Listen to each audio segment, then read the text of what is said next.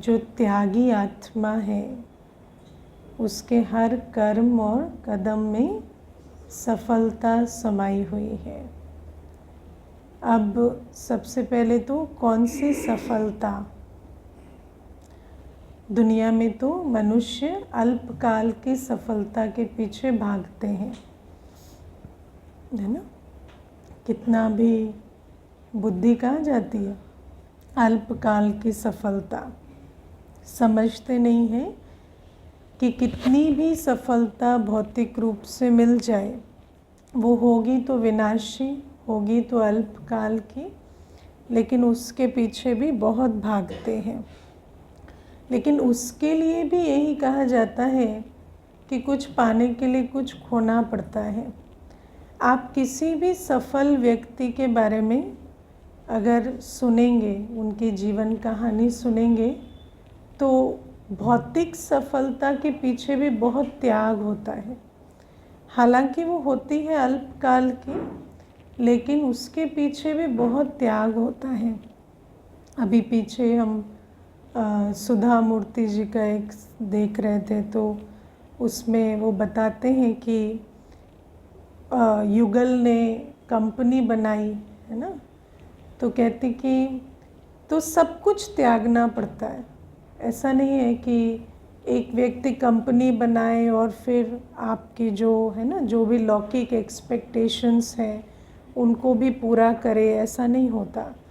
तो वो इस बात को बता रही थी। ऐसे भी हमने कईयों के जो दुनिया में सफलता पाते हैं तो कहते हैं कि हमने नींद को, भूख को, सबको त्यागा।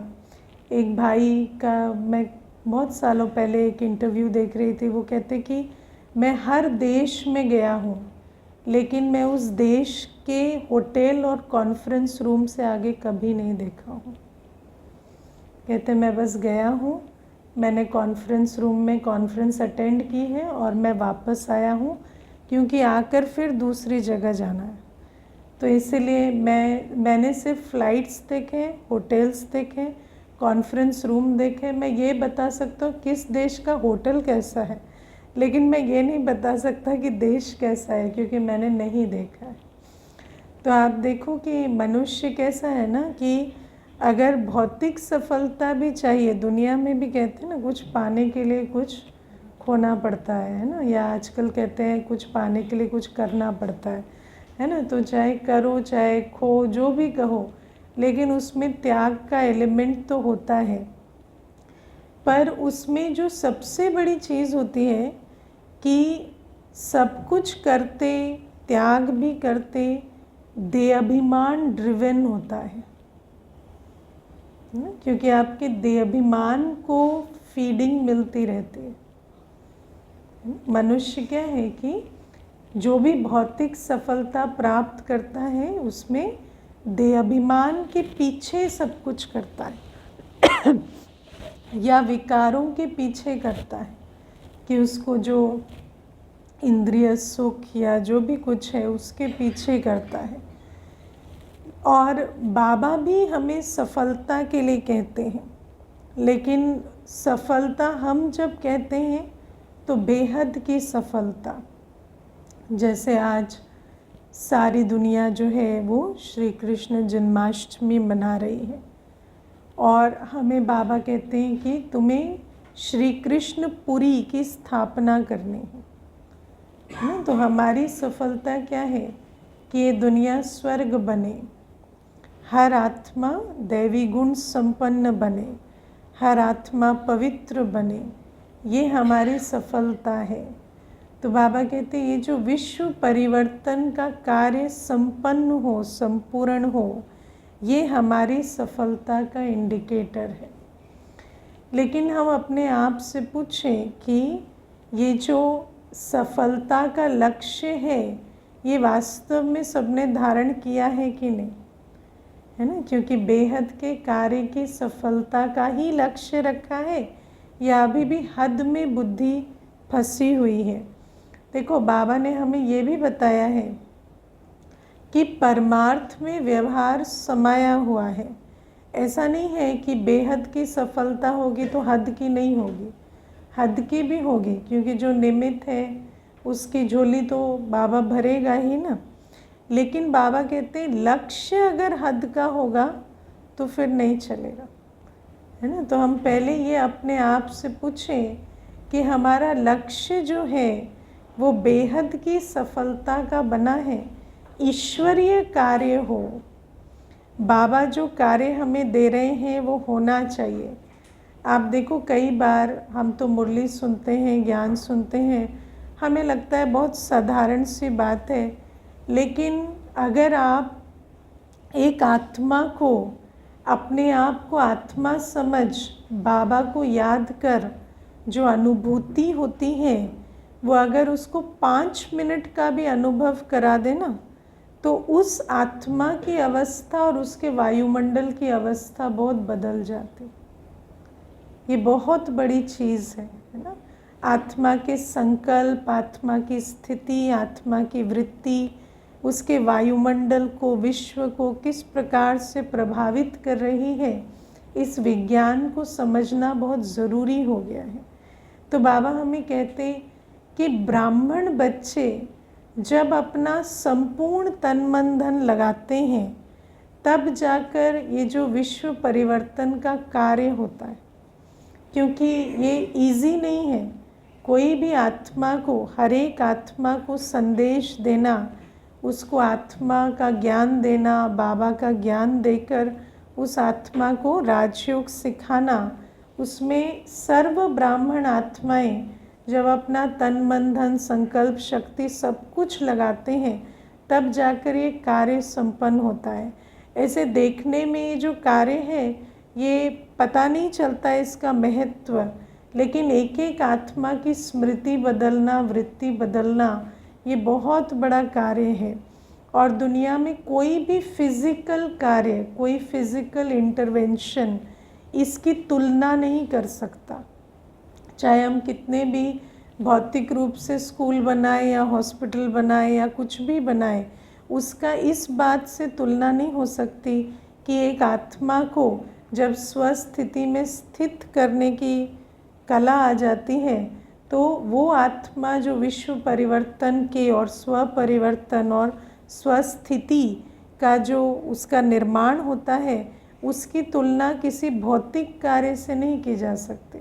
लेकिन बाबा कहते हैं कि ये जो सफलता है, इस सफलता को पहले पहचानना पड़ता है ना। क्योंकि बाबा कहते हैं मैं तो तुम्हें ऐसी सफलता दिलाऊंगा जो 21 जन्मों तक ना तुम्हें कोई रोग होगा, ना कोई दुख होगा, ना कोई साधन की कमी होगी, अप्राप्त नहीं कोई वस्तु देवताओं के खजाने में, ऐसी सृष्टि में तुम चले जाएंगे, वहाँ कोई प्रॉब्लम सॉल्विंग नहीं होगी। तो बाबा कहते हैं ऐसी सृष्टि में जाना ही सफलता का मापदंड है। और प्यारे बाबा हमें कहते इसके लिए चाहिए त्याग, है ना। लेकिन त्याग किस चीज़ का? तो जैसे भौतिक सफलता के लिए जो त्याग चाहिए वो तो यहाँ चाहिए ही चाहिए, है ना। नींद का, भूख का, प्यास का, है ना, इंद्रियों के सुख का अगर त्याग नहीं किया है तो फिर यहाँ भी कार्य तो नहीं हो सकता। सुबह सोएंगे तो सकाश कौन देगा, है ना। सुबह सोएंगे अमृत वेले तो फिर विश्व की आत्माओं को सकाश कौन देगा, और उससे पहले अपने अंदर भी भरने का कार्य कैसे होगा? जब तक टैंक भरा नहीं है तो उससे सप्लाई भी कैसे होगी? तो बाबा कहते कि इसीलिए नींद का, भूख प्यास का ये तो त्याग करना ही पड़ता है। लेकिन उससे भी बड़ा त्याग जो होता है, सबसे बड़ा त्याग हमें इस मार्ग में जो करना पड़ता है वो है देहाभिमान का त्याग, है ना। देहाभिमान का त्याग करना पड़ता है। देहाभिमान की अगर हम दुनिया में तो जब आप कोई सफलता पाते हैं तो आपको देहाभिमान की पुष्टि होती है, देहाभिमान बढ़ता है। लेकिन यहाँ जैसे जैसे आप पवित्रता की धारणा की तरफ बढ़ेंगे, जैसे जैसे आप ईश्वरीय सेवा की तरफ बढ़ेंगे तो उतना ही आपके देहाभिमान को चोट लगेगी, है ना। और अगर देहाभिमान का त्याग नहीं किया है तो धीरे धीरे वो देहाभिमान जो है वही विघन बन जाता है ज्ञान मार्ग में ना। इसीलिए बाबा हमें कहते कि इस मार्ग में मैं हमेशा सोचती थी, जैसे हम जब ज्ञान में आए तो मैं सोचती थी कि इतना अच्छा कार्य कर रहे हैं तो सब तो वाहवाही करेंगे, शाबाशी देंगे, है ना, पलकों पे बिठाएंगे, चाहे सिर पे भी बिठा लेंगे, है ना। लेकिन धीरे धीरे मुझे पता चला कि ये ऐसा रास्ता है जहाँ आपको सब कुछ करना है और सबसे बड़ा त्याग आपको देहाभिमान का करना है, क्योंकि इस अपमान के और कई प्रकार के पेपर आपको देने पड़ेंगे, है ना। मनुष्य क्या है कि देखो, अभी मुझे एक माता कहती थी कि मेरे युगल बार बार मुझे लांछन लगाते हैं कि वहाँ क्यों जाती हो रोज़, ऐसा क्या तुम्हें आकर्षण होता है जो वहाँ चली जाती हो। तो उन्होंने कहा कि मुझे तो वहाँ भगवान की खींच होती है। अब बाबा तो नहीं समझते, तो कहते भगवान की खींच होती है, तो जिसकी जैसी बुद्धि होती है वो वैसा कहेगा ना। तो कहते भगवान ने हमें तो कभी नहीं खींचा, हमें भी पता है दुनिया में किन चीज़ों की खींच होती है ना। तो फिर माता मुझे कहती कि ये तो बहुत गंदे आरोप लगा रहे हैं। तो मैंने कहा तो क्या करोगे तो क्या करोगे, उन आरोपों से रुक जाओगे क्या, है ना। उन आरोपों, कहती फिर मैं निकल कर आती हूँ तो फिर कहते देखो आज देखो इतनी बात सुनकर भी रुक नहीं पा रही है, इसकी हालत देखो कैसी हो गई है, नशा होता है ना, एडिक्शन होती है ना, ऐसी हो गई हो तुम। तो इस प्रकार से कहते हैं। तो मुझे कहती मैं क्या करूं। तो मैंने कहा उनको प्रूफ देने बैठोगे क्या, अगर प्रूफ देने, तो कहती प्रूफ नहीं देंगे पर कोई इतना आपको उल्टा बोले और उल्टे आरोप लगाए तो आपको अंदर से तो तकलीफ़ होने लगती है ना। तो मैंने कहा लेकिन अगर इस तकलीफ़ में फंस जाओगे तो फिर, है ना, चक्कर में आ गए। फिर देहाभिमान का चक्कर ऐसा है कि किसी आत्मा को कन्विंस करना तो इम्पॉसिबल है ना। आप किसी के दिमाग में जो भी उसके संस्कारों वश जो भी संकल्प चलते हैं या जिस भी प्रकार की बातें चलती हैं उसको मुबारक हो, आप उसका कुछ भी नहीं कर सकते, है ना। किसी के संस्कार विकृत है तो वो विकृत ही सोचेंगे, जैसा उसका संस्कार है वैसी उसकी सोच होगी। आप उस सोच की जिम्मेवारी नहीं उठा सकते, आप कितना भी चाहे आप उस सोच की जिम्मेवारी नहीं उठा सकते। तो चाहे घर में हो, चाहे अड़ोस पड़ोस में हो, चाहे कोई भी आत्मा होगी, जैसी उसकी वृत्ति होगी वैसी उसकी दृष्टि होगी, उस प्रकार के वो शब्द कहेंगे। लेकिन अगर हमारे अंदर देहाभिमान होगा और हम उस बात से अटक गए तो क्या होगा, है ना। अंत में धर्मराजपुरी में बाबा क्या कहेंगे, जाओ उसके साथ जाओ, उसी के चक्कर में तो रहे ना, मेरे चक्कर में थोड़ी रहे। मैं तो आओ बच्चे करता रहा, तुम तो उसके चक्कर में रुके, तो अभी उसी के साथ जाओ, वो जा रहा है वहाँ जाओ उसके साथ, है ना। तो उसके जैसे कर्म की गति होगी तो वैसे उसके साथ हमें भी जाना पड़ेगा। देखो एक माता बहुत अच्छा ज्ञान में चलती थी, 3 महीने तक सेंटर नहीं आई, तो कहती कि मैंने युगल को कहा है जब आप परमिशन देंगे ना अब तो तभी जाऊंगी। वो क्यों परमिशन देगा, वो मस्त पकौड़े छनवा के खा रहा है ना, वो क्यों परमिशन देगा। उसने ना परमिशन दी ना, ये 3-4 महीने नहीं आए। उसके बाद फाइनली क्या हुआ, फिर वही बात, वही जो पहले सुन के निकली ऐसे ही बाद में भी सुन के निकली। ऐसा नहीं है कि कोई परमिशन दे के भेज देगा, लेकिन ये जो अपना देहाभिमान होता है ना, इन बातों से हम अटकते चटकते ना। मनुष्य की 63 जन्मों की जो कर्म की गति है, उस आधार से उसने जो संस्कार बनाए हैं, आपकी दुनिया और उनकी दुनिया बहुत अलग है। कोई भी आत्मा, हर आत्मा का अपना संसार बहुत अलग है, उनकी प्रायोरिटीज़, उनका लक्ष्य, उनका सब कुछ बहुत अलग है। इसीलिए हमें अपने देहाभिमान का ख्याल रखना होता है कि मुझे किसी बात के चक्कर में नहीं आना, है ना। एक तो है ये लोक लाज जो देहाभिमान में का बड़ा स्वरूप बनती है। उसके बाद और क्या है देहाभिमान, जैसे मनुष्य आत्मा को कभी भय लगता है है ना। तो भय भी क्या है, देह अभिमान है। लोकलाज भी एक प्रकार का भय है। तो किसी भी चीज़ का जो भय लगता है वो देह अभिमान है। क्योंकि जब बाबा के पास हम आते तो बाबा हमें कई हिम्मत के कदम उठाने को कहते हैं, है ना। और बाबा हमें ये गारंटी भी देते हैं कि श्रीमत पर चलने से कभी अकल्याण नहीं होता।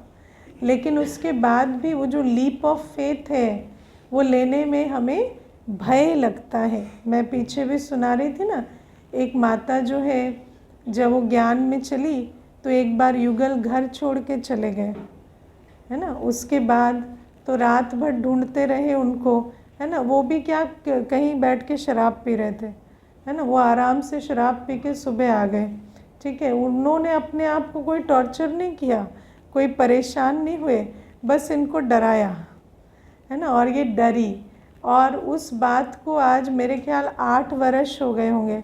माता सिर्फ ऑनलाइन मुरली सुनती है, ऑनलाइन करती है, कभी भी कदम नहीं बढ़ाती, है ना, आने का। और मैंने एक बार कहा तो कहते बस ना दीदी डर सा बैठ गया है कि अगर मेरे करने से कुछ हो जाए तो फिर हम क्या करें। तो इस प्रकार से एक डर बैठ गया है ना। तो ये जो डर है ये कैसा है, देह अभिमान के कारण हमें भय लगता है। और दूसरी बात है, सामने वाले ने कुछ भी नहीं किया वो कहीं बैठा रात भर, है ना, उसने अपनी एंजॉयमेंट की, और उसके बाद आप जो डरे तो इतने वर्ष हो गए तो आप वो हिम्मत का कदम और बढ़ा ही नहीं पा रहे। हम लोग सुनते थे ना कि हाथी जो होता है छोटा होता है तो उसके पाँव में मोटी मोटी बेड़ी डाल देते हैं, तो जब बड़ा हो तो उस समय बहुत कोशिश करता है तोड़ने की, लेकिन वो टूटती नहीं। तो जब बड़ा होता है ना तो आप देखेंगे जितने भी सर्कस के हाथी वगैरह होते हैं उनके बहुत पतली सी बेड़ी पाँव में होती है। आपको कई बार देखने से लगेगा ये तो एक झटके में तोड़ सकता है, तोड़ता क्यों नहीं, लेकिन उसकी बुद्धि में बैठ गया है मैं नहीं तोड़ सकता, वो कभी कोशिश नहीं करता। ये कंडीशनिंग ऐसी चीज़ है ना। तो बाबा हमें कहते कोई भी हिम्मत का कदम हम बढ़ा नहीं पाते क्योंकि देह अभिमान है। तो बाबा कहते डर होगा, लोकलाज होगी, है ना, और क्या। तो ये बातें शुरू में बहुत पेपर बनती हैं, और जो इन देह अभिमान के पेपर में जिनको अच्छा बनने का, अच्छा दिखने का शौक़ है, पीपल प्लीजिंग की आदत है ना, हम साथ साथ हैं का वो बुद्धि में बैठा हुआ है ना, वो ज्ञान मार्ग में नहीं चल सकते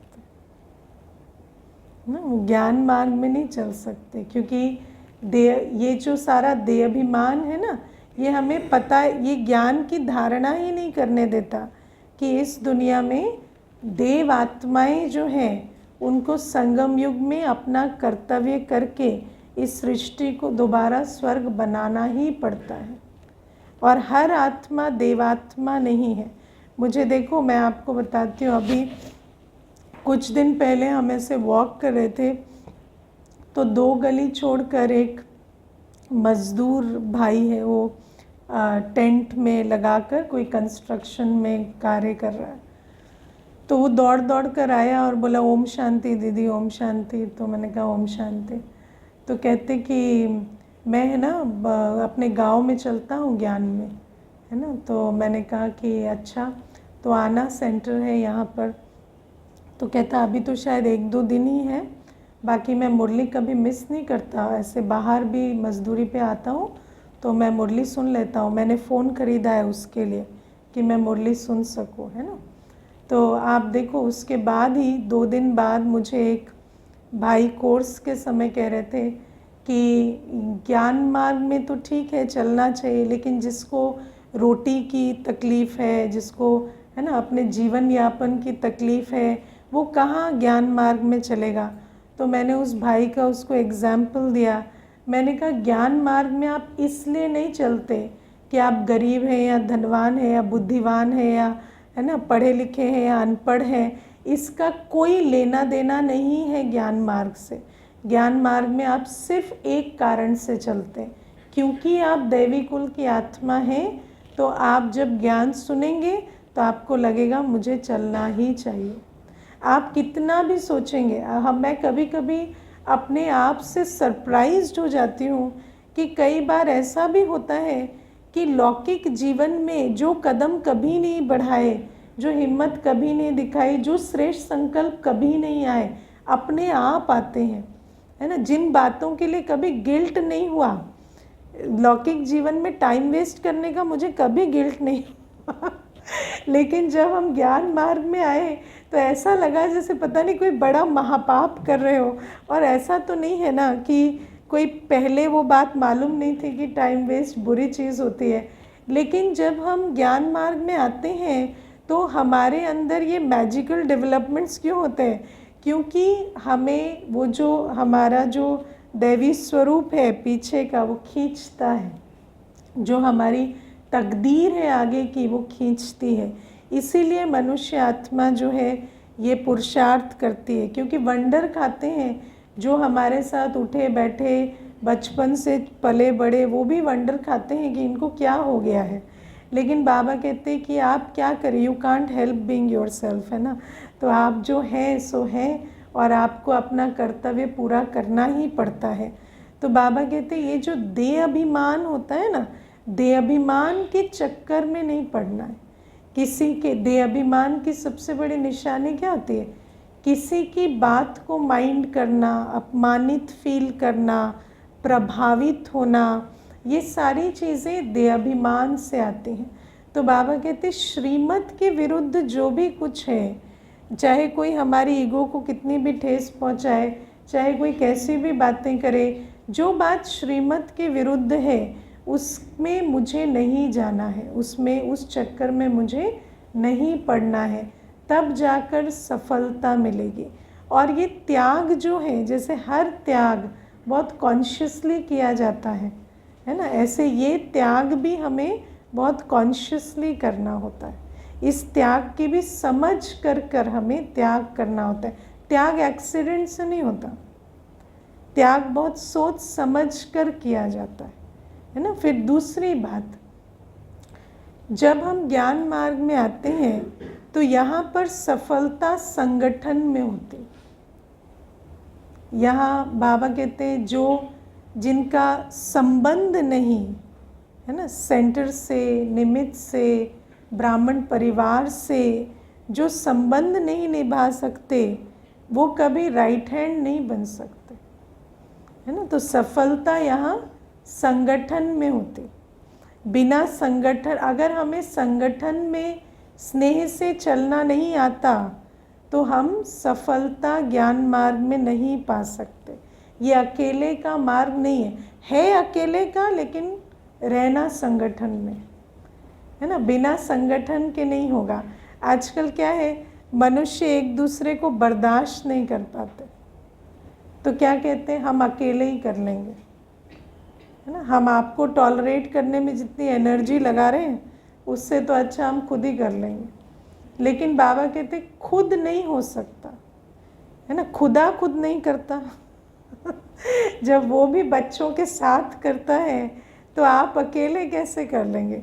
कार्य अगर बहुत छोटा करना है तो अकेले भी करेंगे, लेकिन अगर बड़ा कार्य करना है तो उसमें तो संगठन होगा, और संगठन में तो संस्कार मिलन होगा, है ना। संगठन में तो संस्कार मिलन करना पड़ेगा, और संस्कार मिलन में भी देह अभिमान के बहुत पेपर आते हैं ना, क्योंकि जब हम संगठन में रहते हैं तो हर एक का स्वभाव संस्कार बहुत अलग होता है, और हम किन बातों से ऑफेंड होते हैं, हम किन बातों से परेशान होते हैं, हमारे अंदर किस प्रकार की, देखो मैं इस बात को बहुत मानती हूँ कि ये जो बाबा के जो स्पिरिचुअल डेवलपमेंट है उसके साथ साइकोलॉजिकल डेवलपमेंट की बहुत आवश्यकता है। अब हमारी जो साइकोलॉजी है वो कहाँ से बनती है, जो हम बचपन से जिस प्रकार के संकल्प और इन चीज़ों में रहते हैं वो सब हमारी साइकोलॉजी के लिए ज़िम्मेवार होते हैं, है ना। मान लो आपके अंदर बचपन से इस प्रकार के अनुभव रहे कि आपको बहनों से चिढ़ होती है।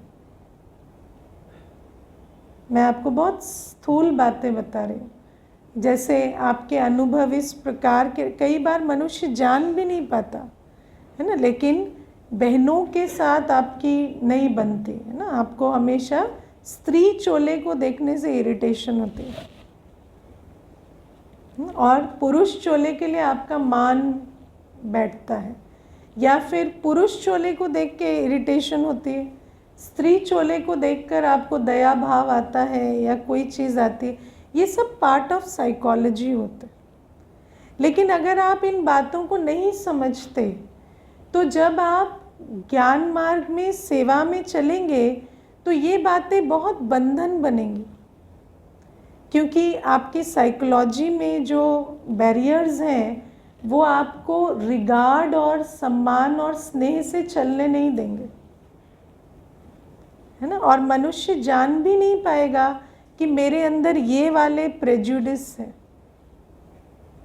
ना। कोई बहन कहेगी तो वही बात अच्छी नहीं लगेगी, कोई भाई कहेगा तो सुन लेंगे, या भाई कहेगा तो सुन लेंगे, बहन कहेगी तो नहीं अच्छी लगेगी। तो ये भी इतना हम जेंडर कॉन्शियस हो गए होते हैं, इतने सारे जो हमारे इतनी बड़ी यात्रा में, कि उस कारण से हम कई बार ज्ञान मार्ग में नहीं चल पाते। मुझे आप देखना, जैसे आपके अंदर बहुत प्रेजुडिस है पढ़े लिखे और अनपढ़ का, है ना। तो अगर आपको कोई निमित्त मिला हुआ है जो उस प्रकार से लौकिक पढ़ाई का, है ना, इतना उसका नहीं है, लेकिन अलौकिक पढ़ाई उसने बहुत अच्छी पढ़ी है, लेकिन आप उसको रिकग्नाइज भी नहीं कर पाएंगे क्योंकि आपके पास वो दृष्टि ही नहीं। आप हमेशा कहेंगे ये तो कम पढ़ा लिखा है, ये तो ऐसा है, इनसे तो अच्छा हम, लेकिन उनकी धारणा, उनकी कोई भी चीज़ आपको दिखाई नहीं देगी क्योंकि वो दृष्टि ही नहीं। तो ये सारे बहुत सारे हमारे अंदर ये प्रेजुडिसेस और बायसेस जो है, ये सब साइकोलॉजिकल डेवलपमेंट से आते हैं। इवन ये जो धर्म भेद या कोई ऐसी बातें भी जो हैं, ये सारी बातें भी अंदर चलती हैं। तो बाबा हमें कहते हैं कि ये अपने आप को जब हम जान नहीं पाते तो कई बार हम देहाभिमान में इस प्रकार से भी अटक जाते। संगठन में हर एक के साथ हम स्नेह सम्मान से चल पाएँ, है ना, या जिस प्रकार का हमारा पार्ट है या ड्रामा है, हम उस पार्ट को उस प्रकार से बजा पाएँ। क्योंकि आप देखो कि हमारी जो यात्रा है उसका बहुत इम्पॉर्टेंट हिस्सा ये है कि हमने संस्कार भी बनाए हैं इस यात्रा में और कर्म बंधन भी बनाए हैं, है ना। और उन कर्म बंधनों के अनुसार you are not free to do everything but you are free to do something. तो आपकी एक पोजीशन है, आपका एक, है ना, दायरा है, ओहदा है ना, देयर इज़ अ, वो सारा हायरार्की है उस हिसाब से, है ना। जैसे सास सास है, बहू बहू है तो, है ना, अब बहू कितना भी शोर मचाए, है ना, देखने वाला उसका सपोर्ट नहीं करेगा, कहेगा कि, है ना, बुज़ुर्ग के साथ ऐसे करते हैं तो गलत है, माता पिता है। तो उस प्रकार से ये हमारे कर्म बंधन होते हैं कि हो सकता है कि आपके अंदर ज़्यादा क्वालिटीज़ हो, ज़्यादा टैलेंट हो, लेकिन आपकी पोजीशन छोटी है, तो उस पोजीशन का मान नहीं रखेंगे तो आपकी क्वालिटी का भी मान नहीं रहेगा, है ना। अगर आप छोटी पोजीशन में छोटा बनना नहीं जानते हैं तो आप बड़ा कभी नहीं बन सकते, आपको कोई बड़ा बनने ही नहीं देगा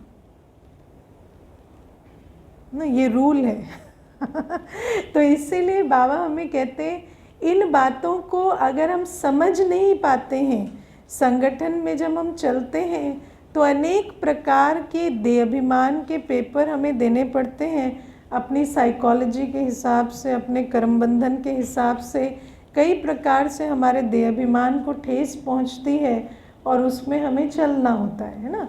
या किसी के स्वभाव संस्कार हैं, अब उन स्वभाव संस्कारों के बावजूद, है ना, आपको उनके साथ चलना पड़ेगा क्योंकि कार्य आपको संगठन में ही करना है, और अगर हम नहीं कर सकते तो हम संगठन में नहीं रह सकते, है ना। और सुनेगा तो वही ना जिसका लक्ष्य है सफलता का। कौन सुनता है ना, जिसको लक्ष्य है सफलता का, जिसको पड़ी है ना बाबा की सेवा की, वो सुनेगा, वो करेगा, वो त्याग करेगा, है ना। वो छोटा बड़े की बात नहीं है। कई बार हमने देखा बड़े भी त्याग करते, कई बार छोटे भी त्याग करते। मैंने ऐसी भी बहनें देखी हैं जो साथ में रहकर 10 साल तक कभी सॉरी नहीं बोलते कोई बात हो जाए, है ना। बड़े ही झुक कर बात करते हैं, ऐसे भी होता है। लेकिन कौन त्याग करेगा? जिसको ये समझ में आया है कि मुझे ईश्वरीय सेवा को आगे बढ़ाना है ना। झुक के जगदीश भाई साहब कोई नाराज़ हो जाता था तो उसके घर तक मनाने जाते थे। क्यों मनाने जाते थे? भाई साहब का कुछ जाता था? नहीं। लेकिन ये देहाभिमान का त्याग कौन करता है? जिसको ये है कि ईश्वरीय सेवा होनी चाहिए, उसमें सफलता होनी चाहिए। जब इन बातों को समझते हैं तो फिर आपके अंदर जितने भी प्रेजुडिस हैं, जितने भी आपके अंदर जो बातें आपको खिटखिट करती हैं, उन सारी बातों का आपको छोड़ के ईश्वरीय कार्य को सामने रखना पड़ता है ना। चाहे आप बड़े हो चाहे छोटे हो, आपको झुक कर कार्य करना पड़ेगा, नहीं तो वो कार्य आगे नहीं बढ़ेगा। आपके आपसी राइट रॉन्ग में जाने से इसका कोई सल्यूशन नहीं मिलेगा। राइट रॉन्ग में जाने से इसका कोई सल्यूशन नहीं मिलता है। कोई न्याय अन्याय की बात नहीं है। आप चाहे 10 को खड़ा करो, 100 को खड़ा करो, आपका फैसला कोई दूसरा नहीं करेगा। आपको उसी के साथ चलाना पड़ेगा, उसी प्रकार से चलना पड़ेगा, है ना। और नहीं तो क्या है, बाबा ने कहा ना कि जाने वाला अपना नुकसान करता है ना। तो इन बातों को हमें पहले समझना पड़ता है कि जब हम संगठन में रहते हैं तो देहाभिमान का कोई स्कोप नहीं है, और देहाभिमान में रहने से संगठन में कार्य नहीं हो सकेगा, वो कार्य आगे नहीं बढ़ेगा। और फिर इसमें और एक जो बात आती है, देखो मैं आपको एक चीज़ बताती हूँ।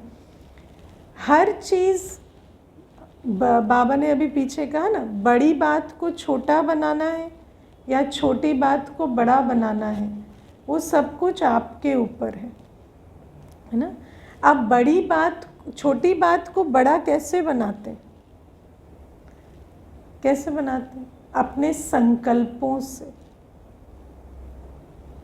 कोई बनाना नहीं चाहते, लेकिन जब संकल्प चलेंगे तो छोटी बात बड़ी बनेगी ही बनेगी। और जिसके अंदर देहाभिमान होता है वो अपने संकल्पों को फुल स्टॉप नहीं लगा सकता। देहाभिमान की सबसे बड़ी निशानी क्या है? आप अपने संकल्पों को विराम नहीं दे पाते, ठीक है ना। और अगर संकल्प को विराम नहीं मिलेगा ना, तो ये संकल्प सृष्टि बनाएंगे ही बनाएंगे। कितने प्रकार के देहाभिमान चलते हैं। छोटे छोटे बच्चे आजकल क्या होता है, थोड़ा घर में कुछ हो जाता है तो कहते हैं मैं घर छोड़ दूंगा, मैं घर छोड़ के चला जाऊंगा। छोटे छोटे बच्चे भी कह देते। तो आप सोचो, मनुष्य अपने संकल्पों को विराम नहीं देता, वाणी तक में भी ले आता है ना। अब ऐसे अगर संकल्प चलेंगे, छोटी सी बात हुई और हम कहेंगे हम छोड़ देंगे, हम नहीं चल सकते, या हमें तो अच्छा नहीं लगता, मुख से भी कह देते हैं। तो इस प्रकार के जिनके संकल्प चलते हैं, या हम इनके साथ नहीं चल सकते, या हम इनके साथ नहीं रह सकते, अगर इस प्रकार के हमारे संकल्प चलते हैं तो उस संगठन में कभी मजबूती नहीं आएगी। और जितना संगठन मजबूत है उतना ही हम कार्य कर सकते हैं। ईश्वरीय कार्य की सफलता कमज़ोर संकल्पों से नहीं होगी। इसलिए क्या हमें अपने देहाभिमान का त्याग करके अपने संकल्पों को विराम लगाना आता है? क्योंकि ये जो मैंपन, मेरापन है ना, मुझे कह दिया, मेरी कदर नहीं करते, मेरा मान नहीं रखते, मेरा ऐसे नहीं करते, है ना, तो फिर क्या, हाँ, फिर जाए, फिर यहाँ नहीं रह सकते। लेकिन अगर इस प्रकार से हर एक को दरवाज़ा दिखाते रहेंगे तो आप अकेले ही रह जाएंगे।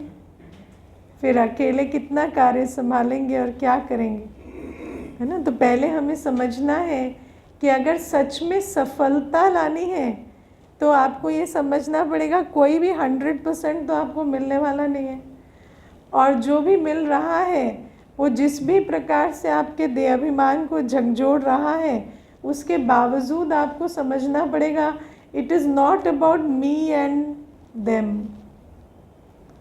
This is about Baba and them. कोई भी है, कैसा भी है, उसको ईश्वर से वर्षा लेने का अधिकार है, उसको कार्य करने का अधिकार है, और वो एनवायरनमेंट देना मेरा काम है। उसमें मैंपन को पीछे रखना पड़ता है और बाबा के कार्य को और बाबा के लक्ष्य को सामने रखना पड़ता है। अगर आप मैंपन को पीछे नहीं रखेंगे तो ये कार्य आगे नहीं बढ़ सकता। तो ये जो बातें हैं इनको समझना पड़ता है। मैं आपको एक इसमें एग्जाम्पल देती हूँ। एक बहन थी, देखो हम लोग भी क्या होता है सीखते हैं ना, तो ये जो संकल्पों का भी खेल बता रही हूँ। कई बार क्या होता है कि आपको कोई इतना बोल देता है कि आप जानते हैं कि संकल्प नहीं चलाने हैं, पर फिर भी आप रॉन्ग राइट में चले जाते हैं कि इतना तो फिर गलत ही है ना तो इस प्रकार से चलता है।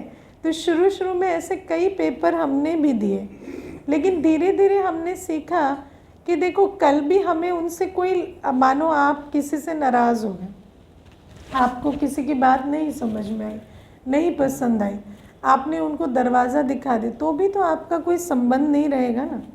आप वो कौन, आप कौन, आप नहीं जानते। तो जब आपको कोई संबंध है ही नहीं तो फिर आप नाराज़ होने में अपना समय क्यों लगा रहे हो। वो बाबा के घर आया है, उसको बाबा के साथ जो लेना देना है वो ले, आपको इंस्ट्रूमेंट बनाया है, आप वो देने के निमित्त बनो, और आप उसमें मैंपन लाओ ही नहीं। तो ये भी हमने धीरे धीरे सीखा। अदरवाइज़ क्या होता है, ये संकल्प को विराम नहीं लगा पाते थे।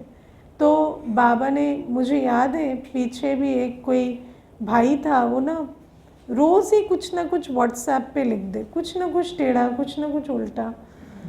तो मैंने सोचा अभी ये तो ऐसे ही करता रहेगा, फिर इसका क्या है, रोज़ पढ़ो तो फिर वो बुद्धि में जाता है।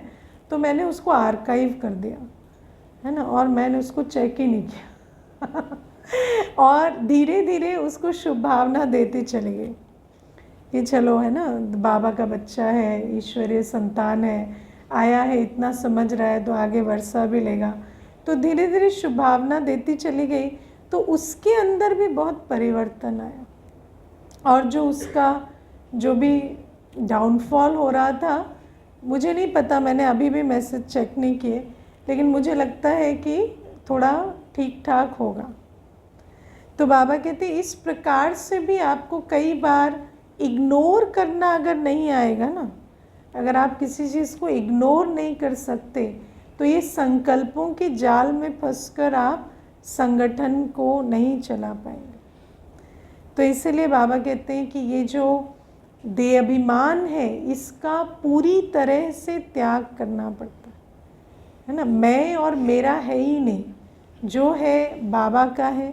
और बाबा के कार्य में, चाहे बाबा की मुरली ही कोई सुनता है तो उसका बहुत महत्व है ना, चाहे वो कुछ भी नहीं करता, मुरली ही सुनता है तो उसका महत्व हमें रख कर चलना पड़ता है ना। लेकिन आप सोचो कि एक आत्मा करती, अब ब्रह्मा बाबा की विशेषताएं जब हम सुनते हैं तो सर्वांश त्यागी कहते हैं, तो सर्वांश त्यागी। और बाबा ने एक मुरली बहुत अच्छी सुनाई थी, उसमें बाबा ने कहा कि स्तुति के आधार से स्थिति नहीं थी बाबा की, बाबा की कोई स्तुति के आधार से स्थिति नहीं थी।